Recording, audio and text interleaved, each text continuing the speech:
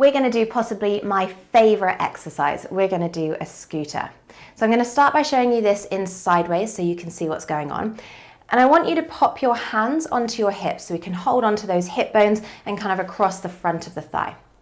And I just want you to sit down and notice what you did. So do you send your knees forward, or do you go back to a bar stool? So what we're going to imagine is we're actually going to go backwards to that high bar stool.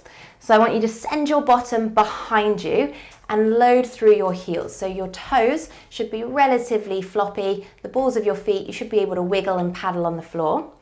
And that'll mean that you're leaning forward slightly. So try not to stay up. If you start to feel this in your back, it's probably because you actually need to send your chest towards the floor a little bit. So from here, just start to transfer the weight onto the standing leg. So actually I'll go onto my right side. So I'm going to stand onto my right side. I'll feel the whole back of my thigh and my bottom start to fire up. But again, I can wiggle my toes, so I'm not gripping for balance. And then from here, all you're going to do is send your leg behind you, and we're looking for a really straight line through that knee and into that foot. So ideally we want all the way from your head, all the way out through your foot, a nice diagonal line. And then you're just going to pull it back in. So we've got out and in. And this is your basic scooter. So again, we're trying to control this sort of spine. So if you go back to where your cat-cow is, if you think about when you're lying on the floor in those 3 heavy spots, we're looking for that relative neutral.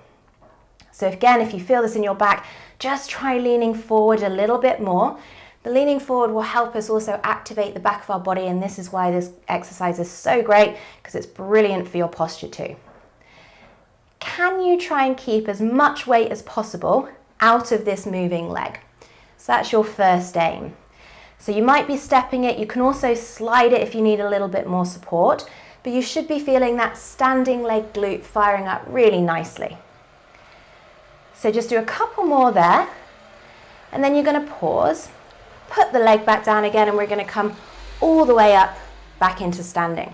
And I'm going to face you again, and we're going to do the other side. So again, it's almost like someone's karate chopped you in the hips. So the hips go back, the shins are almost vertical, and then we transfer the weight. So on that standing leg, we're looking for your knee to be roughly in line with your second and third toe. And as you move through that leg, you want the ankle to adjust. You want it to move and to change, because that way you don't have to get it through the hips. If you need to, your hands can go out, but again, can you keep your back leg going all the way to straight and your foot pointed?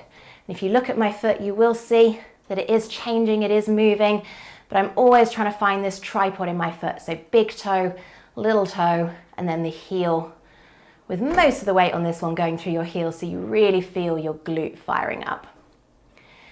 So just do a few more there. Again, keep your breath going.